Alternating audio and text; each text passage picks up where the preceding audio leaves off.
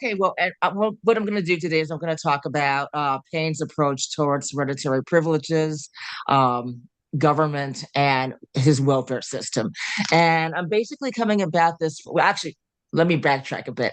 When Routledge asked me to write, the guidebook to Paine's Rights of Man, one of the first things I thought was, I want to show how original Paine was, but I didn't want to, and I thought the only way I could do that was by comparing his work to other previous works. So basically the history of rights throughout Western history and also in England during the 18th century. And so anyway, right now, what I'm going to do is I'm going to focus and show how Paine's ideas on hereditary privileges and how his ideas on public welfare were actually not completely new, in the context of what was being discussed in late 18th century England at that time. But I also wanted to show how he went beyond that as well too. So what I'm going to do is that I'm going to start off by saying that there was a common misconception that Paine's ideas just sort of like emerged out of nowhere because he's known for that famous statement that he didn't read anything. He didn't, let me get this, that he neither read books nor studied other people's opinions. And despite that, I mean, we know that he read a lot of newspapers. He probably read pamphlets as well, too, many of which were published in newspapers. And I just wanted to look back and see, what exactly, how was he similar to them and how did he go beyond? So, sorry. What I wanted to do is also show how, how he criticized hereditary aristocracies in the 17th. I mean, sorry, how others began criticizing the aristocracy in the 18th, 1740s and 50s. And you begin with Jean-Jacques Burlamaqui and Rousseau, both of whom were writing in the sort of the late 1740s, early 50s. Burlamaqui had complained that aristocracies, quote unquote, inspired the nobility with pride, thereby sowing division, contempt, and jealousy between the grandees and the people. And Rousseau had claimed that hereditary aristocracies were the worst form of government in the social contract.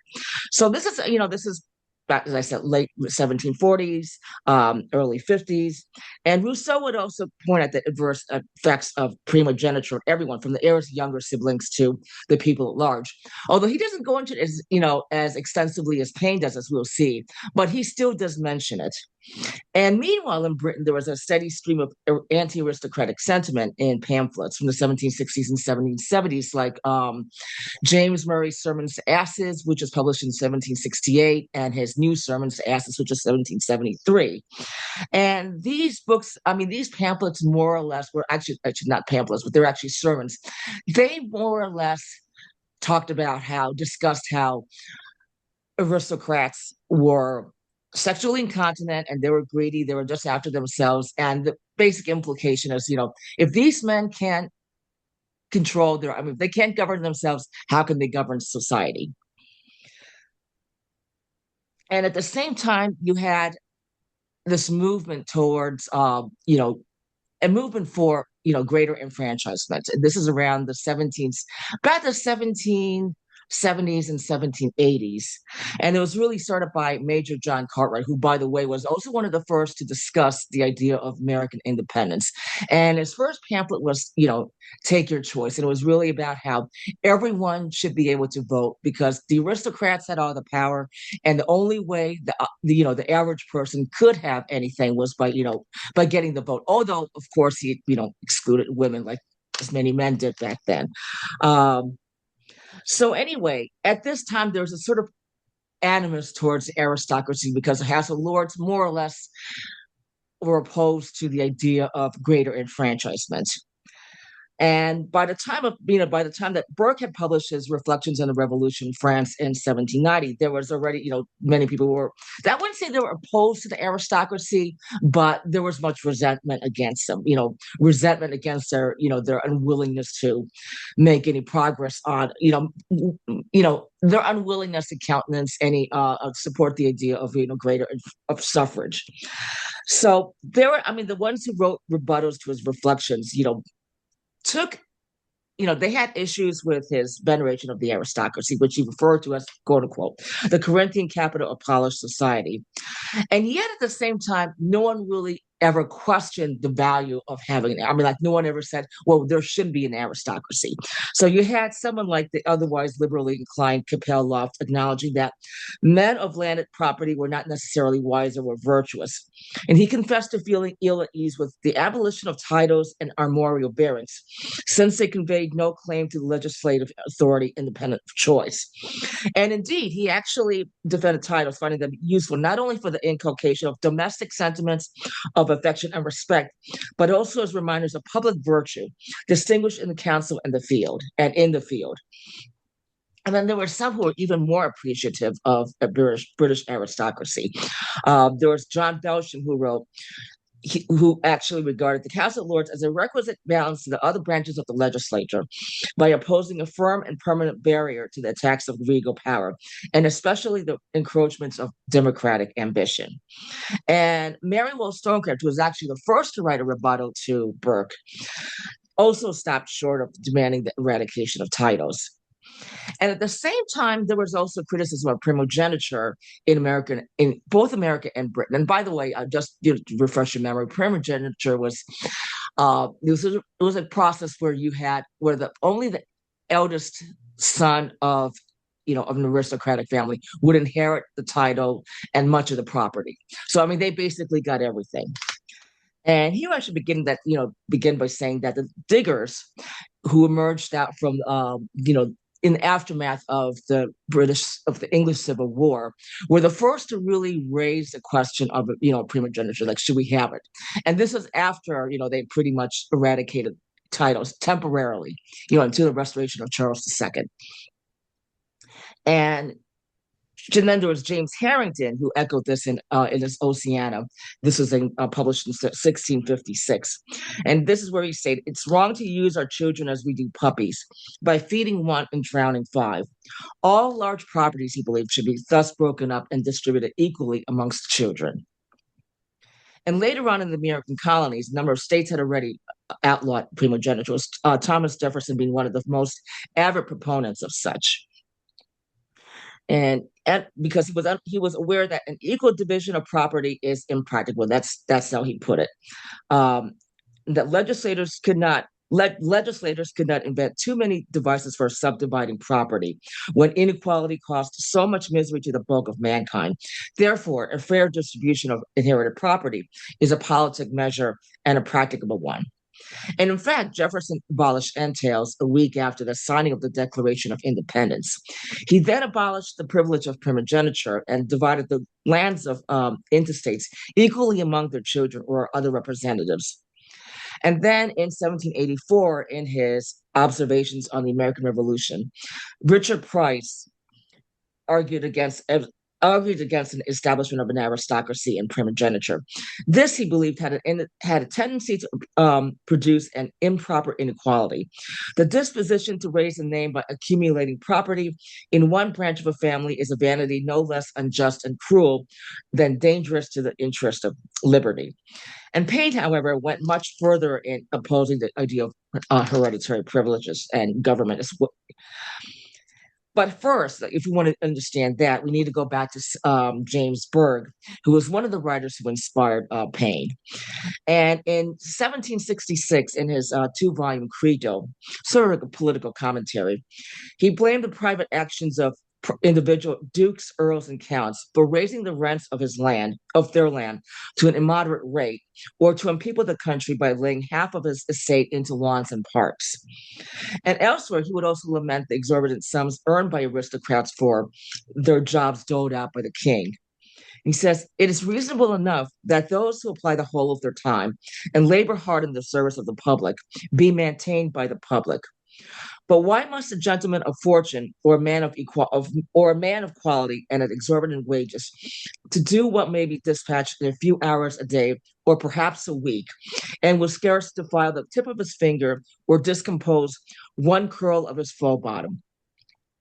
But if the king has occasion for a person of fortune and rank to superintend the weighty affairs of state, must he pay the nobleman with the same dirt which pays the sordid artisan? Every industrial subject has a right or least to complain where he sees the fruit of his labor devoured by a set of overgrown bloodsuckers. Such are all those placemen and pensioners who receive on any pretense any of the public money in times of public exigency. Yes, he does call them bloodsuckers, anticipating Dracula and the aristocratic vampire. And in Burke's remarks, we do get a dawning sense of privilege for certain members of the aristocracy. But it is not until the rights of man that we actually get a clear sense of a systematic rigging of the government by the aristocracy. And here Paine points out that their families are richly provided for by the government. And not only that, Paine adds, but that more is spent on them rather than on the poor. And this is where he says, there are but few of its members who are not in some mode or other participators or disposers of the public money. One turns a candle holder or lord in waiting, another lord of the bedchamber, a groom of the stall, or any insignificant nominal office to which a salary is annexed, paid out of the public taxes, and which avoids the direct appearance of corruption. Such situations are derogatory to the character of man, and where they can be submitted to, honor cannot reside.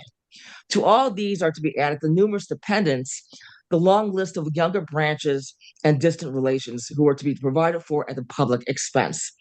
In short, were an estimation to be made of the charge of aristocracy to a nation, it will be found nearly equal to that of supporting the poor.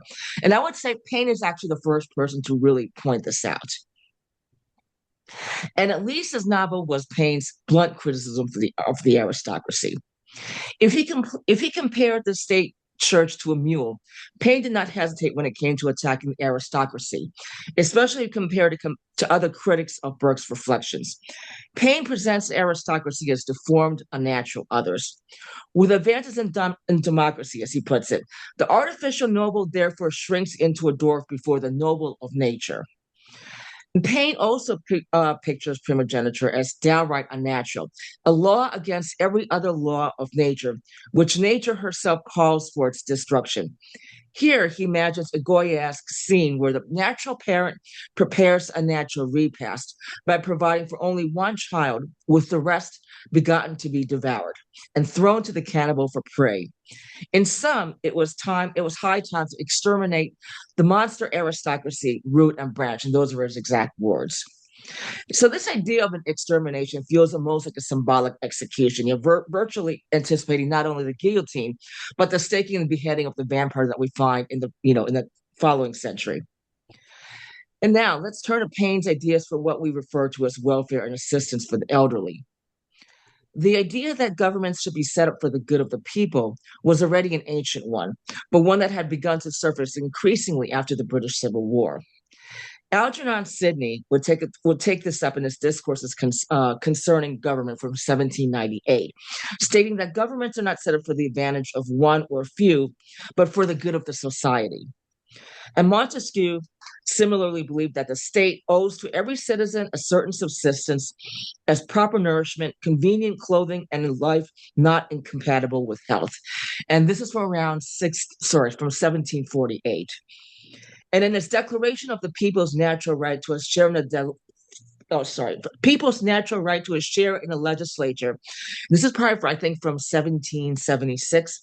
Granville Sharp, who was an abolitionist, viewed the good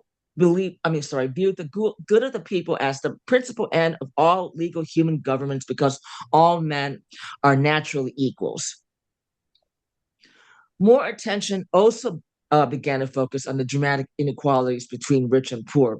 For instance, palaces and villas on one hand, and, quote, number of a starving, naked, unsheltered, miserable poor on the other, or rags and vermin alongside of an extravagance of luxury in food, dress, and equipage and architecture, perhaps never exceeded by the wanton prodigality of Asia or Rome.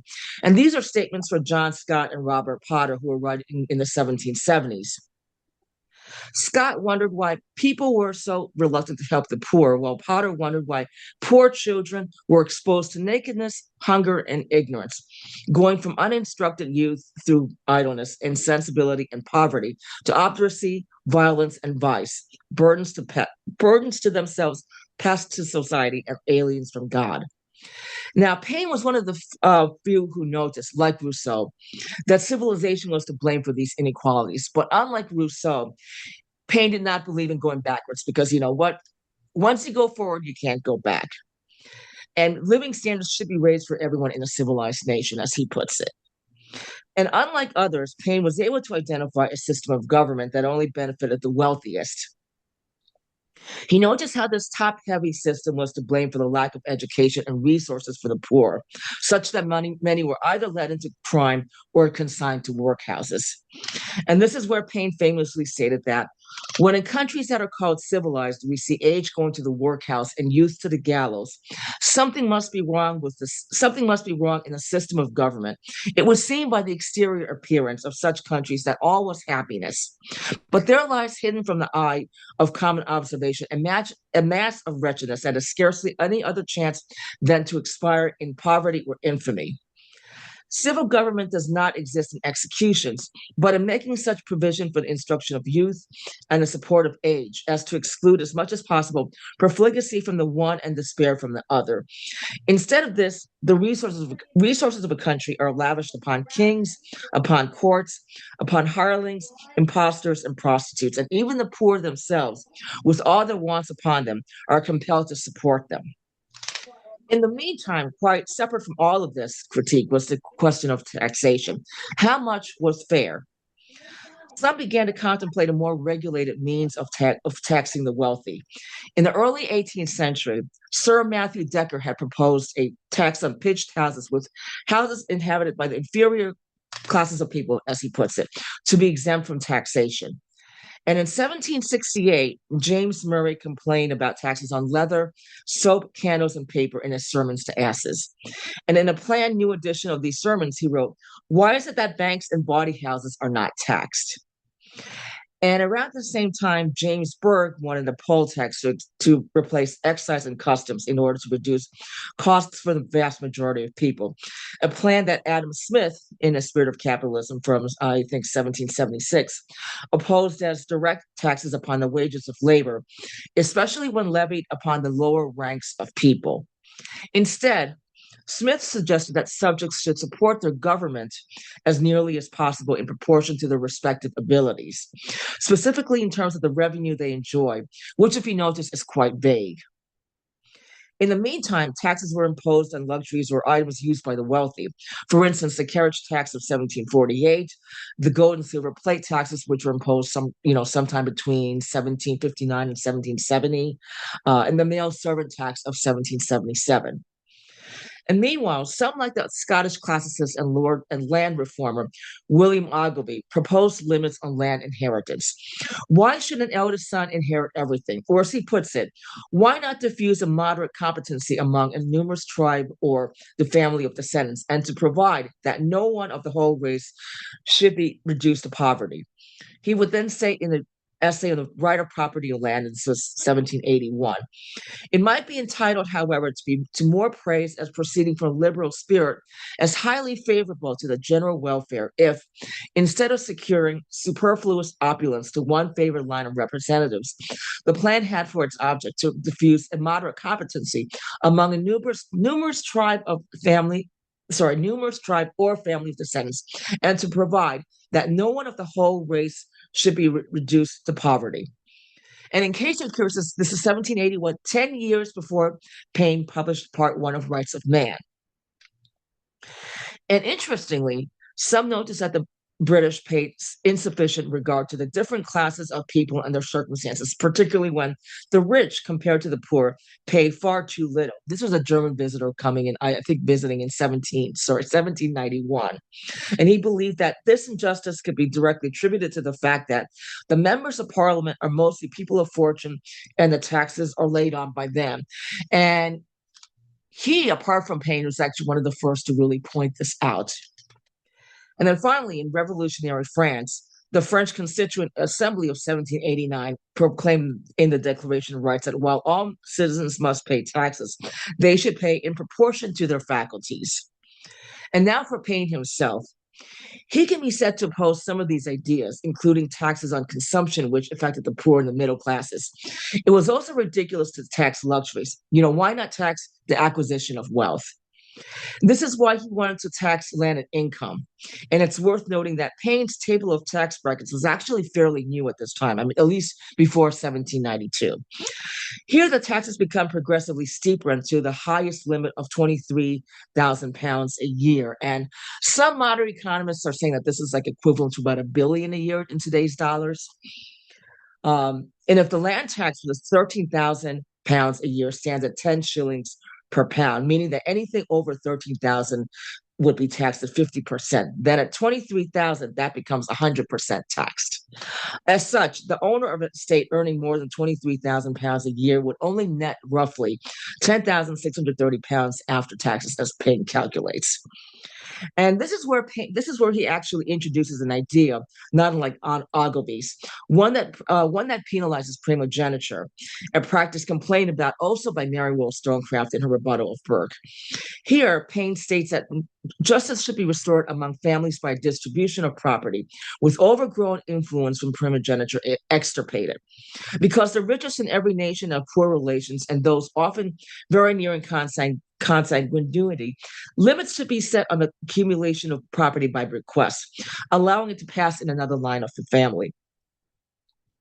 And he says here, it might be entitled, however, to more praise as proceeding from a liberal spirit, as highly favorable to the general welfare, if instead of securing superfluous opulence to one family. Sorry, I think I did read this. So anyway, this is what he's saying about how we should have this more equally distributed. And again, this is not that different from what William Ogilvy had stated like 10 years earlier. But it's just like Paine does put numbers to this, which I think does make a difference. So what he's saying is that when there's a estate that produces 23,000 a year, it becomes more profitable to divide it into 5 estates of £4,000 each and one of 3,000, so that the total amount of taxes will only be £1,129, which is 5% of 23,000, instead of the full amount of 10,630 when held by one landowner. Given the scarcity of such estates, Paine concedes, there is arguably little gain to be reaped by the government. Instead, he explains, the object is justice, since the wealthy have gotten away with paying very little taxes. Or, as he puts it, the aristocracy has screened itself too much, and this serves to restore a part of the lost equilibrium. And it's worth pointing out here, too, that Pitt actually did impose an income tax of sort, I think, a few years later, and he ended up being able to get far more from taxes, but partly because he didn't do this progressive taxation above £200 a year. So anyway, what they would have is there would be a definite benefit, according to Paine. Firstly, younger siblings and relations of wealthy heirs would attain some degree of economic security. And secondly, because, as he puts it, because all will have a share in the family wealth, there will be no need for useless posts, places, and offices. And Paine would also be one of the first to advocate the reduction of income to kings. He had already written in I think one of the crisis papers, that to read the history of kings, one would assume that government consisted on stag hunting and that every nation paid $1 million a year to a huntsman. And he daringly stipulates that kings should be paid no more than $10,000 a year because no one should be overcompensated for their duties. Since public money is drawn from all sectors of the populace, including, as he puts it, the hard earnings of labor and poverty, and even from the bitterness of want and misery, it is wrong for the poor to support the rich, as not a beggar passes or perishes in the streets, whose might is not in that mass.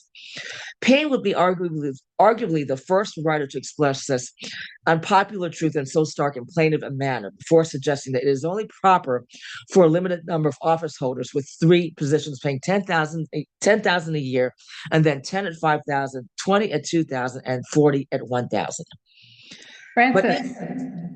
But even more far-reaching is Paine's general scheme for public welfare, one to be created from a 3/4 reduction in military spending and a half of other government expenditures.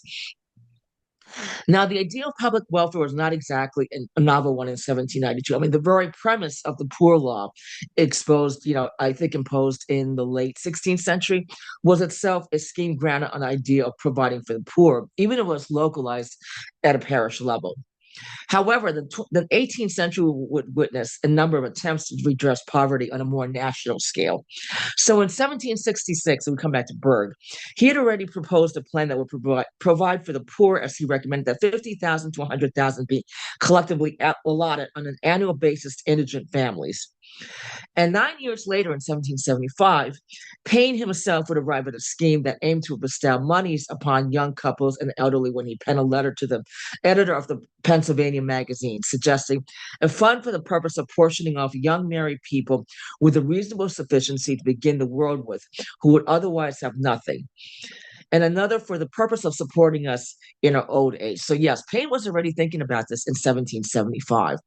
And then in 1780, John Sinclair would recommend a bipartite division of taxes derived from consumption. One was to be remitted to the various counties for exported manufactures, and the other to poor families in proportion to the number of their children, in addition to the elderly who were unable from sickness or age to maintain themselves. Only then could the situation of the valuable class of men be rendered as comfortable as the imperfection of human nature will allow. That's how Sinclair puts it. And others, such as John Scott, commented on the uneven provisions for the poor, finding that in some parishes there was not more than 2 shillings or 1 shilling and 6 pence, perhaps less, in others 4 or 5, and it has been said 6 and 7 shillings in the pound per annum allotted to the poor. And Sinclair would argue that the inequality of expense in different parishes, it was clear that taxation, therefore, should no longer be local and arbitrary, but general and uniform, limited like the land tax to a certain standard. So in part two, Paine actually pushes Berg's and Sinclair's ideas much further. If Berg regretted that his method of managing our poor causes an enormous burden to fall upon a parish in which there are poor and few rich, while a rich parish is the most free, Paine, like John Scott, took the next logical step by specifying that poor rates be funded nationally rather than locally in order to avoid uneven distribution. In Paine's view, the poor could be easily provided with twice as much, 4 as opposed to £2 million a year. And unlike Berg, Paine's allocation to the poor was less judgmental, whereas Berg drew the traditional distinction between the deserving and undeserving poor. And by the way, we still have the same sort of conceptualization today, believing that it was a good regulation that the idle poor should lose their right to public charities and lawful settlements. Paine sought to provide resources to all who required it. And Paine's attention to education was also new. Now, he did not propose public schooling. I think this was still going to be like a century away. But he called for further assistance to the less well-off in funding for education and the necessity for more readily accessible schools. He wanted an additional 2 shillings 6 pence for spelling books and paper per child for 6 years, noting that ignorance would be banished from the rising generation, such that the numbers of the poor would be reduced because their abilities by the aid of education will be greater. That's because, as he explains, many a youth with good natural genius who is apprenticed to a mechanical trade, such as a carpenter, joiner, millwright, is prevented getting forward the whole of his life from the want of a little common education when a boy. And altogether, he explains, a well-governed nation should permit none to remain uninstructed. It is only monarchical and aristocratic government that requires ignorance for its support. And by the way, this is farther than what the likes of someone like Robert Potter recommended. Even though Potter called for a school in every parish, he thought much learning is not necessary, but they should be taught to read the Bible. Girls should learn to knit and sew, and boys should gather stones and pull up weeds. And in 1807, when Samuel Whitbread proposed parish schools, an MP opposed it, saying that education would be prejudicial to the morals and happiness of the poor. It would teach them to despise their lot in life. Instead of teaching them the virtue of subordination, it would render them factious and refractory. It would enable them to read seditious pamphlets, presumably ones like Paine's. And equally bold as Paine's far-reaching insights on the challenges faced by the elderly, particularly at a time when the latter were perceived to be generally disregarded. Foreigners were apt to observe that in no country do poverty and old age seem to be considered as greater evils than here. But old age, though accompanied with sufficient fortune, is notwithstanding too often neglected. That's because in England, care for the elderly was often provided by the family and community, with the parish determining the level of allocations. Moreover, the sense that poor relief should serve a moral purpose, as is evident from Berg's remarks, and that parish monies should only be granted to those in absolute need, suggests that not all elderly persons were automatically entitled to relief. And perhaps Paine, in his capacity as a member of the town vestry at Lewes, had become aware of the shortcomings of a localized system of relief. Estimating that those over 50 comprise 1/16 or 1/17 of the population, numbering approximately 420,000 people in a population of 7 million, and that a third of 140,000 are needy. Paine proposed £6 a year for those between the ages of 50 and 60, and £10 for those over 60. And that's where he writes, at 50, though the mental faculties of man are in full vigor and his judgment better than at any preceding date, the bodily powers for laborious life are on the decline. He cannot bear the same quantity of fatigue as at an earlier period. He begins to earn less and is less capable of enduring wind and weather. And in those more retired employments where much sight is required, he fails apace and sees himself like an old horse beginning to be turned adrift. At 60, his labor ought to be over, at least from direct necessity. It is painful to see old age working itself to death in what are called civilized societies for daily bread. And Paine's Paine's generosity becomes especially apparent when his provisions are compared with actual provisions for elderly, ranging from five 5 pence to 30 pence per week, with an average between 14 pence and 26 pence. And such would have meant £2 4 shillings to £6 10 shillings a year, substantially less than Paine's minimum of £6 for those in their 50s and £10 for those in their 60s. It is also worth noting that his scheme provides considerably more to those in their 60s than at Turling. If there are, in fact, even more impoverished elderly people, he adds darkly, society, notwithstanding the show and pomposity of government, is in a deplorable condition in England. Again, he emphasizes his support as a right rather than a privilege. And then he says, is it then better that the lives of 140,000 aged persons be rendered comfortable, or that a million a year of public money be expended on any one individual, and him often of the most worthless or insignificant character? Let reason and justice, let honor and humanity, let even hypocrisy, sycophancy, and Mr. Burke, let George, let Louis, Leopold, Frederick, Catherine, Cornwallis, or Tipu Saib answer the question. These are mostly like crowned heads. And it is here that Paine arrives at one of his most poignant and sublime passages that concludes with another dig at the affluent. The language here, by the way, is much more critical of the elites than in any other rebuttals to Burke. And that's where he says, by the operation of this plan, the poor laws, those instruments of civil torture, will be superseded, and the wasteful expense of litigation prevented. The hearts of the humane will not be shocked by the ragged and hungry children, and persons of 70 and 80 years of age begging for bread. The dying poor will not be dragged from place to place to breathe their last, as a reprisal of parish upon parish.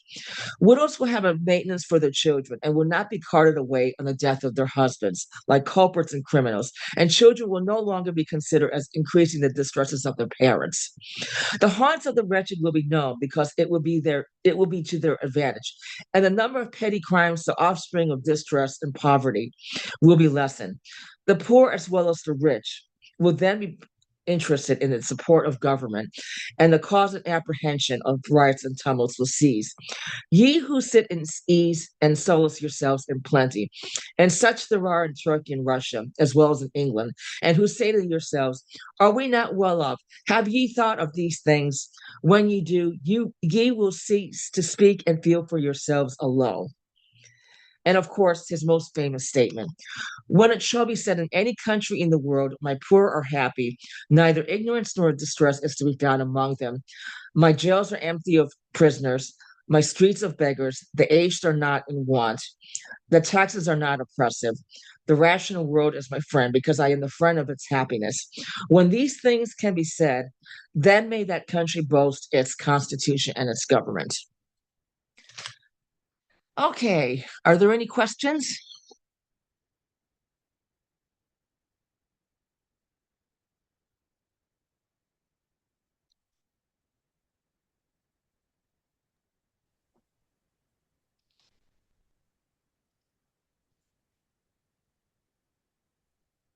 Okay, sorry.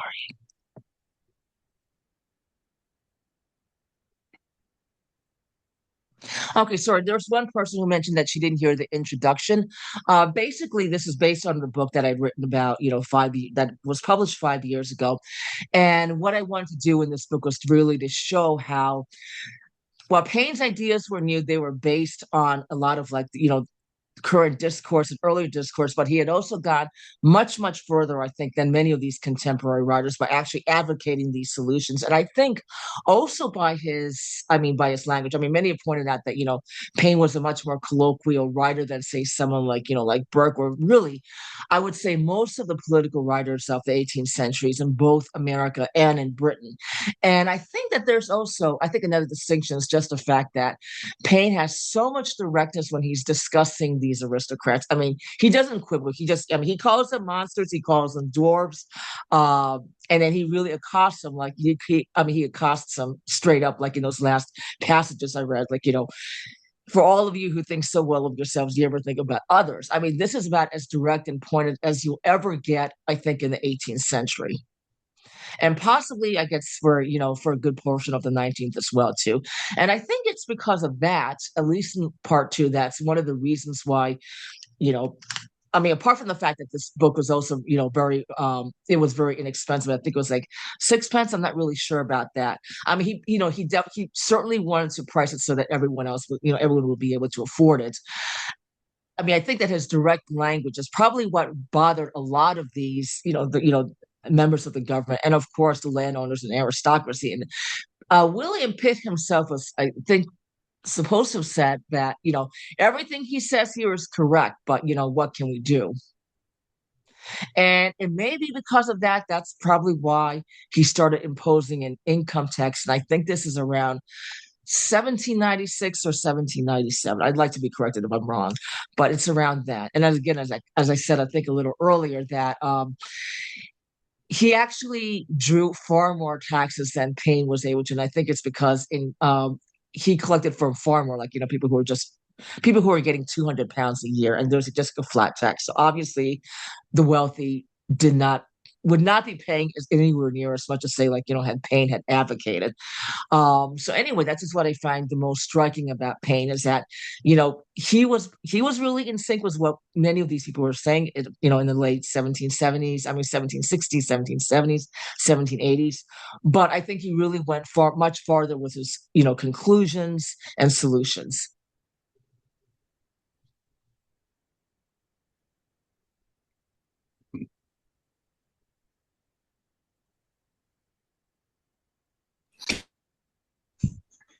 I think it's unmuted now. Francis, can you hear us? Yes, I can. Okay, great. Thank you so much for the presentation. That was really excellent. We have some questions. I think Margaret Downey has her hand raised. Let's see if I can bring her on using all the powers of Zoom. I am here. Okay. Hi, great. Margaret. Hello, everyone. Thank you so much for all the information, Francis. I'm curious because I'm so involved with public schools. You mentioned that Paine did not pursue public schools officially until a decade later. Can you tell us how he went about presenting the concept, who he presented it to, where I can find more information about his statements? Okay. Paine actually never really quite proposed public education.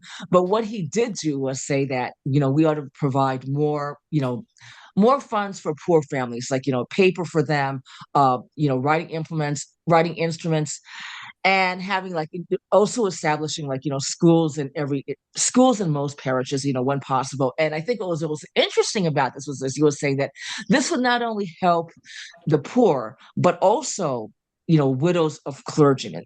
I mean, they would have the ability to teach, with the capacity to teach. So he never quite proposes, I think, publication the way that we know it, and it doesn't really come up, I think, for at least another century. No, wait, sorry. I mean, Whitbread did sort of, mention those parish schools, but I don't think it was not like compulsory, if you know what I mean, like not like today. Thank you. Thank you. Anybody have a question? Comments? Okay. Her hands first. I think this is on. Okay. I can be heard. Thank you for your presentation. I'm just curious to know, based on your understanding, your research of Thomas Paine, what do you think are some of the top lessons that we could be learning from Thomas Paine, given the current situation that the country is going through with its own democracy? That is a really, really great question.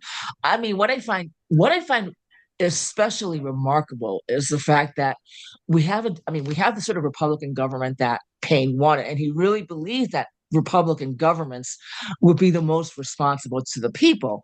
And we're actually finding like almost like the complete opposite right now. I mean, I find it striking, for instance, that in all these other countries, like, with monarchies, they are going, I mean, like, look at Prince Andrew. He was just arrested. And so far, no one here has really been called to account. But I think what we have in common was 18th century England. And I've been saying this a lot, I mean, since I think 2008 or so, that we actually have many of the same problems that 18th century England did. We don't have an aristocracy, but we have a situation that's sort of similar. I mean, if you think about it, the aristocracy was like 1% of their nation, okay? And today, it's still the 1%. I mean, that's why you had Occupy Wall Street. So we're having many of the same problems, I think, partly because a lot of our politics is funded by money because of, Citizens United. And so that's why we have some that's so similar to what, Paine had. I mean, what 18th century Britons had. And so that's, I think, because they're the ones who are in many ways, I mean, like the donors, they're the ones who are more or less legislating. I mean, look at all the oligarchs who showed up at Trump's inauguration. So they're really the ones who are sort of like writing the rules. And I guess, and it's not just them, but as I said, for quite some time, I mean, they're the ones who are really dictating, like, lower corporate taxes, lower taxes on the wealthy, and that has much to do with it. So yes, they are legislating for us in the same way that the aristocrats, the 1% in Britain, were legislating for them. And that's why we have, like, for instance, look at our estate taxes. I mean, it's kind of like a complete opposite of what Paine was advocating. And we have a much higher, I think, barrier. Well, like 15 million today that you don't get taxed on. So yeah, it's funny that we really have gotten back to what, Paine was talking about in the 18th century. And interestingly, too, 18th century America actually had the least inequality then in its history, and also compared with, with Europe. And I think, let's say, if Paine were here today, he would probably be arguably to the left of Bernie Sanders, I think. He would definitely advocate higher taxes on the wealthy, I think, and he would probably be very much opposed to this, cutting of the Department of Education. And I think, like, the SNAP benefits, all of that. So yeah, it is very interesting that we're kind of facing the same situation that 18th century Britons were facing then. Hold on. Okay, we have another question. Yeah. Yes. I was wondering about the fact that there seems to be there was a large difference of opinion between many of the so-called founders and Thomas Paine on the nature of the French Revolution, and that Paine actually spent time in France at the time, and as I understand it, actually spent some time imprisoned. And I was wondering if you Yes. might reflect on how the French Revolution was regarded by him as so important vis-a-vis the way in which it is largely criticized here in America. Hmm. Yeah, back then, what's fascinating, I think, is that he and Jefferson were very much, I mean, they very much supported the French Revolution. George Washington was, I would say he was somewhere in the middle. I mean, he never really said much about it. He did say it was a wonder when it first appeared, but then again, Burke said the same thing as well, too. And it is said that actually Washington never really acknowledged Paine's acknowledgement, I mean, his dedication to him and the rights of man. So, I mean, that says quite a bit. And then there was John Adams, who was dead set against the rights of man. And so was his son, who was actually the one who wrote a rebuttal to Paine, even though Paine thought it was the father who did it. But anyway, so you had I would say it was kind of mixed. But then again, it is really not surprising because if you look at the history of the Constitution, the founding fathers, I would say, especially, Hamilton and Madison, were very much anti-populist. And it's one of the reasons why we ended up with the Constitution we did, because many of the anti-federalists thought it was much more rigid, much more anti-democratic than the British Constitution. Believe it or not, this was just right after it was passed, because the Constitution was actually it was very, I mean, it was very secret. I mean, it was convened very secretly. Like they did not want to have any of the secrets like leaked out. They even had like the curtains drawn, windows shut, everything. They wanted this to be done in secret. And actually, Jefferson was very much opposed to that. And I think at that time, because Paine was abroad in France at the time, he didn't really know about what was going on. So, I mean, he has a very favorable view of the Constitution in the Rights of Man Part 2. But later on, in this letter to Washington, he did criticize it. He called it a base constitution, a base constitution based on a base model of the Britons. So I would say that, yeah, there were a good number of the founding fathers who were opposed to the French Revolution because, they came from wealthy families themselves, or at least acquired enough wealth. So I think that sort of makes it, I mean, that's probably what makes a distinction between them. For Jefferson, I find that really fascinating. I mean, I guess that, to square that away was the fact that, he never really sought to abolish slavery, or at least not wholeheartedly, like not say like George Washington, who did stipulate in his will that the slaves should be freed after the death of his wife. So I do find it kind of interesting that I think Jefferson was probably the only person who kind of supported the French Revolution amongst the founding fathers, in addition to Paine. So yeah, that is really that's striking. But I do think that the fact that Hamilton, Madison, they were all able to acquire wealth, or I think in Madison himself, he did. I think he did come from a wealthy family.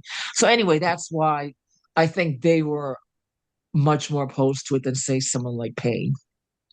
And Paine was really, in some ways, I would say, like amongst all the founding fathers, and this is what Gordon Wood says as well, that he was probably the most working class, the most populist, openly populist. I mean, even someone like, say, Benjamin Franklin still kind of wanted to be a gentleman. So I think that's really, that may be the biggest distinction between Paine and the founding fathers. And I mean, like, if you think about, the kind of house he built, I mean, it was just much more modest looking than compared to, say, something that, like Mount Vernon or Jefferson's Monticello. Questions? Questions. There you go. Thank you, Francis. A comment first before a question. George Washington, during the French Revolution, had the neutrality declaration. So he did not want the fragile republic to get involved in wars with France or England. So Washington is known for his judgment. Although they had the treaty with France, he wanted to make sure he can set a steady course for the republic to get off its feet. But I think all the founders, let's be clear, gave up all their property and life for the revolution. So they cast all that aside and said, this is it. liberty or death. In recognition of Thomas Paine, they were all very clear. Of course, George Washington, in common sense, in 1776, saying, this is going to make sure we can keep alive and remind people what the revolution is about. Mm-hmm. Let's come to the rights of man, and thank you so much for this discussion. It's quite detailed and rich. Can you explore the Republican principles embedded in Quakerism and how that influenced Thomas Paine? Oh, that is a really, really great question, because I didn't get to discuss it, in this present lecture, but a lot of this sort of like, these sort of democratic egalitarian, thoughts. Much of this is actually coming from the wake of the Civil War in between 1642 and 1649. That's when you had all these, really, really fascinating, not, I wouldn't call them like cults, but sort of sects, like, like the ranters who believed in free sex, actually. And you had the diggers who believed in like sort of like an equal distribution of property.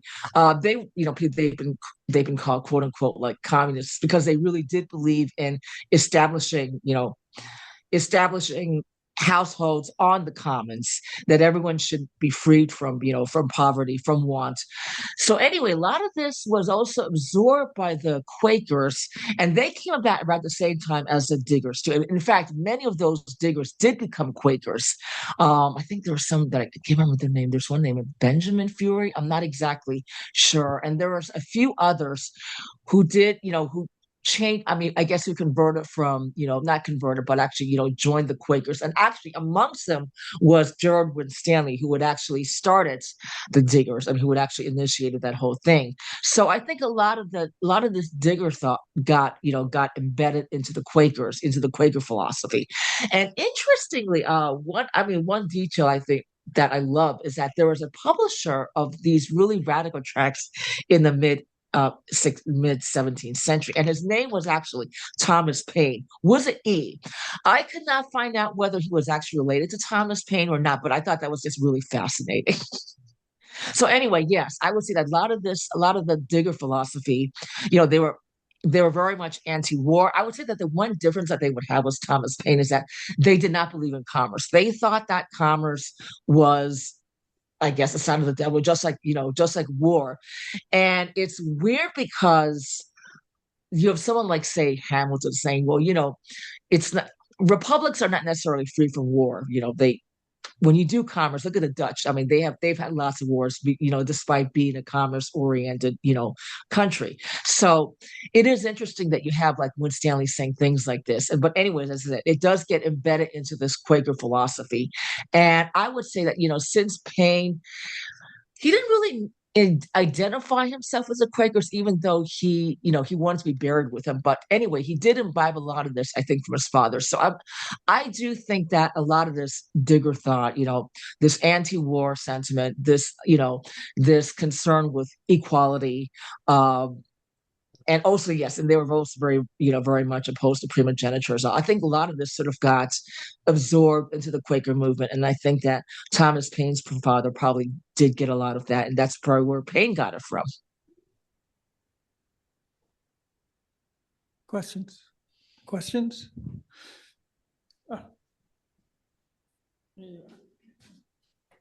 Yeah. Hi, Francis. This is Adrian Tovic. I just was wondering if you could expand on one particular aspect of what he was proposing in Rights of Man, what they now talk a lot about, like as a universal basic income, the giving of money at age 21, I think it was. Mm-hmm. What was the impact of that at the time? Did people comment on it, and did its impact up until this date, I guess? Yeah.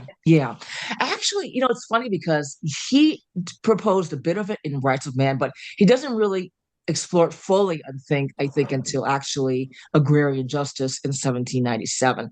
And there have been critics that have said that his plans in Rights of Man are actually more progressive than in Agrarian Justice. But yeah, he does suggest that after when you get married and you have kids, you should be able to get certain funds. So yeah, he does, but it's mostly for the poor. At least that's, at least that's what, is suggested in 1792. I mean, in part 2. Questions? Questions? No? Okay.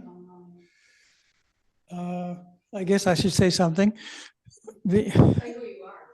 Oh, if you don't know me, I'm Gary Berton. I'm the president of the Thomas Paine Historical Association. And what was I going to say now that took me off topic?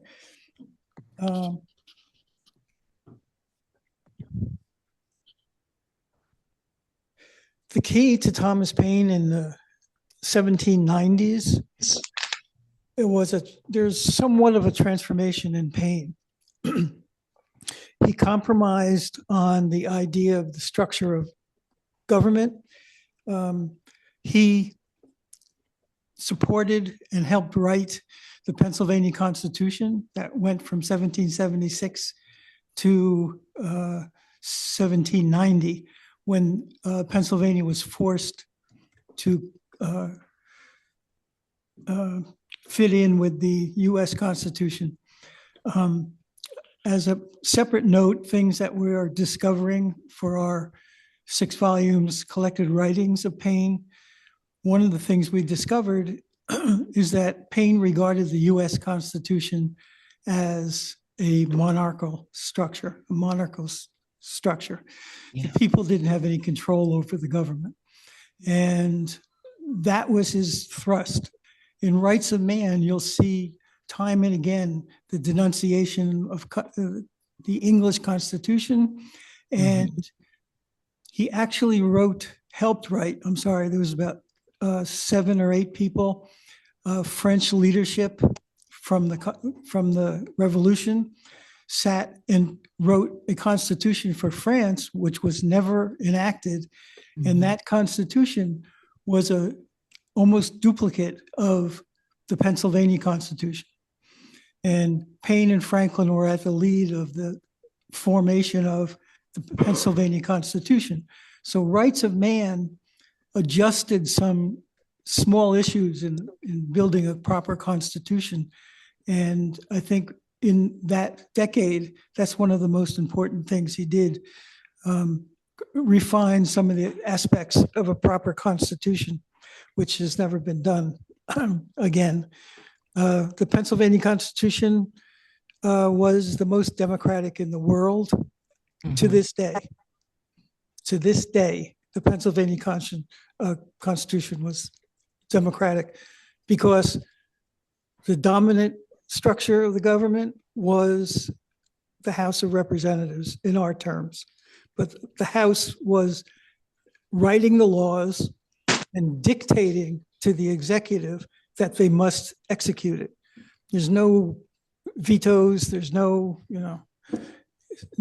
place for people to bribe a single executive. And Francis's talk was exactly right on the issue of social welfare, which is very important. But his biggest blows that he gave to the world aristocrats was writing of a constitution, and it's been forgotten at this point. So anybody questions from that? Francis may have a comment on that. Okay, Francis. Yeah. Any comments? Any comments? Let's see. Yeah, Gary, I wanted to add something to what you were saying too. And maybe and actually, this is partly a question. Do you know why Paine decided to? I mean, like in part 1 of Rights of Man, he did not believe in in universal suffrage for men, but he changed his mind in part 2. So I am wondering what exactly was it that triggered him that led him to, promote universal male suffrage. Because there's a difference between part 1 and part 2. I mean, in part 1, he's still saying that, people who have a certain amount should be able to vote. So he obviously still believed in that old system that, I guess someone like Burke would have supported. So that is one thing. And I did want to add something about the Constitution. Believe it or not, the American Constitution could have been a lot more conservative if they had their ways. I think Adams actually wanted a monarchy, and when they were writing the Constitution, they did want. I think some wanted. Quite a few wanted just like a unicameral, like Paine wanted. And some of them really did believe that they wanted to have like a Senate like the House of Lords. And there were some who said that we shouldn't have as many representatives because it really should not, the government really should not be answering to that many people. So it is really interesting that, it became a lot less populist, although not as conservative as some of the more extreme ones would have it. But yeah, I did want to ask you about that, about the universal male suffrage and why he changed his mind. I mean, do you know anything from the, looking after editing the collection? I mean, did he say anything in other writings about, did he show anything, any indication that he was changing his mind on that? His speech to the French Assembly in 1795, Dissertations on Government, I believe that's the title. I mixed them up. He did not discuss female suffrage. Right. Yeah. Because he didn't think, he saw that the French landowners, the aristocrats of France, were taking hold. They managed to destroy the 1793 Constitution, which would have been like the Pennsylvania one. Once he did that, I believe he was attacking what's possible more than what's going to happen. And right. That. But that's 1795, right? That you're talking about, or did he write this earlier and publish it in 1795? I think he, as a result of imprisonment and following the activities of the development of the revolution, I think he tried to summarize what's possible. And the revolution, uprising, I should say, from Babeuf and his crew, who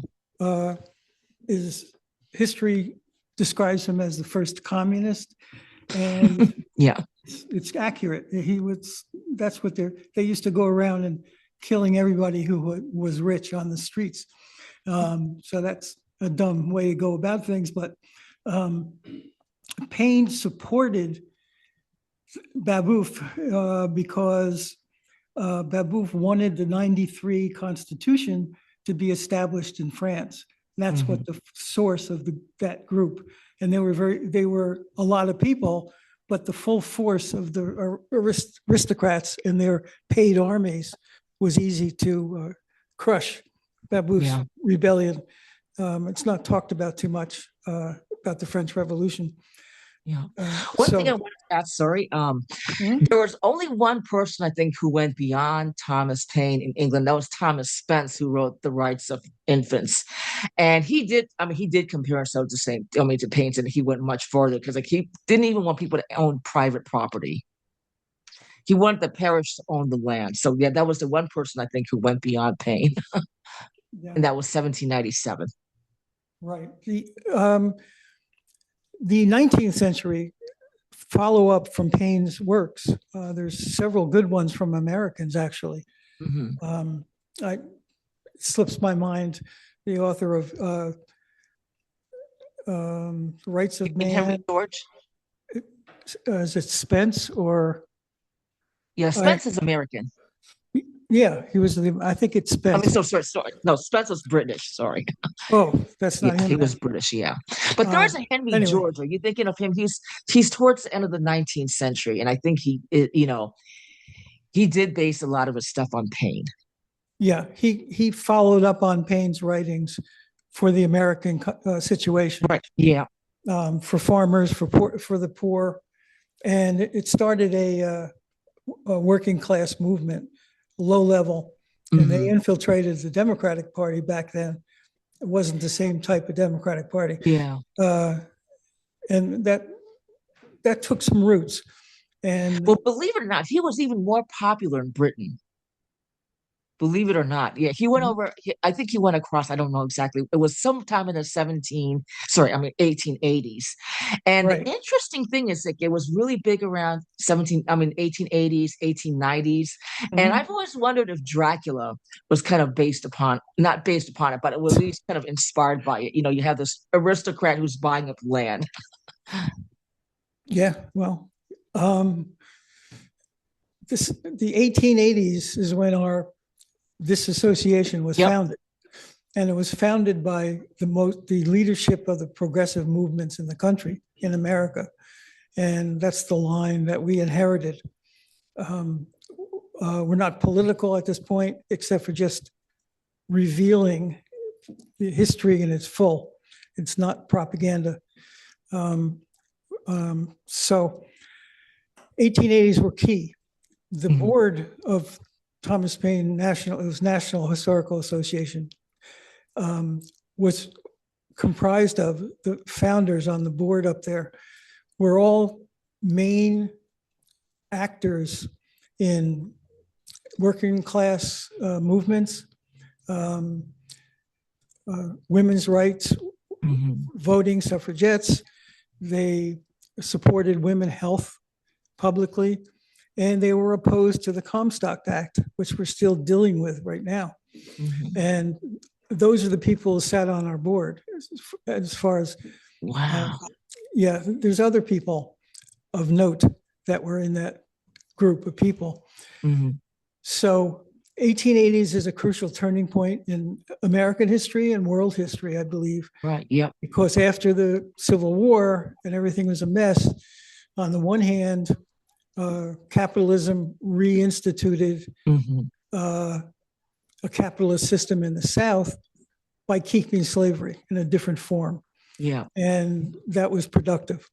And the North was gaining profits more than it was because they owned the key elements of the economy in the South. Mhm. So The it's land- complicated, but Yeah. Paine's fingerprints are over everything progressive since Common Sense was written. Everything that has Paine's fingerprints. Yeah. Go ahead. Yeah, sorry. I was going to say too that this land issue is also huge in Ireland as well too. I mean, it's helping to trigger the nationalist movement as well. Because at that time it was mostly the Protestants and a lot of Britons who were still owning the land in Ireland. So that's why you had the Irish Land League, and they were kind of inspired by Henry George.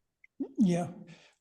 Paine participated in the 1798 uprising in Ireland. Napoleon betrayed was going to be an invasion on England from France, and Napoleon decided to go someplace else, and it left the Irishmen in southeast Ireland to be slaughtered because the British fought them. They thought they would have help from the French fleet, and it never came. But Paine never went to Ireland, right? As far as we know, or did he? Paine was one of the Irish. What's the name of the Irish group? The Irishmen. The what? The United Irishmen. Yeah. He was an honorary member, and he was in contact with all the Irish leaders at the time. Yeah, So Wolfe Tone. He was still Wolfe Tone, and they came to see him in France. Right. Yep. To organize the Irish to throw out the English from Ireland, and because Napoleon betrayed them, they lost, and they stayed in submission to England till recently, till 20th century. I don't want to dominate this. So anybody else want to ask a question? We should wrap up soon. Okay, we have one more question. We have some intelligent people here. I'm just curious to know, I haven't looked into this and it just was percolating in my mind sitting here, but what was Paine's view on the rights of women, in society, beyond where you alluded to about voting and the like, but did he believe that women were equal to men and should have equal participation in the government? Just curious to know. That's a really great question. He actually, in the Pennsylvania Magazine, he actually inserted an article by a Frenchman, I think, on a letter to the female sex. And it's a fascinating one just because he talks about how women are only, relegated to one role as as a wife. But, why are they never valued for anything else, like for their own accomplishments or achievements? So I mean, I think it's really fascinating. But he has as far as I know, because I'm not one of the editors in the collected edition, so I haven't seen anything that he's actually written about women. But I know that he had a good relationship with Mary Wollstonecraft. And sometimes I wonder if he didn't allude to the rights of women because he knew Mary Wollstonecraft was writing about that. So, I mean, that is a question. Yeah, he has never written about women as far as we know. But I'll say one thing about about like the whole issue of female suffrage. I know that in when the chartists were going for like universal male suffrage, one of the reasons why they did not support, where they were not gunning for women's suffrage, was because they knew it was hard enough for men to get it. And I think men actually did not get universal suffrage until 1890 or so. I mean, like it was for quite some time. So I think a lot of the women back then felt like it was hopeless. And this is around the 1830s, 1840s. However, they did help out a lot of these, a lot of those Chartist marches. I mean, they're very much involved, but they were not. They knew that it was, at least at that time, that it was unrealistic for them to go for for women's suffrage. Yeah, that I agree. Paine was very close to the leading women activists in England and in America. Women like Catherine Macaulay, who was a famous writer, first female historian. Yeah, she was English rather. Right. Yeah. They worked together from early on, well before he came to America. Mm-hmm. And he worked with Wollstonecraft. And on March 8th, in this very room, there will be a speech about an expert on Paine and the feminists. He'll go through every detail. And she spent a lot of years in researching this. And she'll be here on March 8th. So remember that. We'll remind you. And I think we're almost out of time. We have. Well, we want to thank Francis for being here. That was wonderful. It inspired a few ideas for me. So I hope it did for you. And thank you very much for coming. And we have the next event is going to be March 8th for 2 p.m. 2 p.m. Right here. Okay. Thank you very much for coming, and stay if you want and talk. We'll be around for a while. And thank you very much for coming. Okay. Thank you for inviting me, Gary.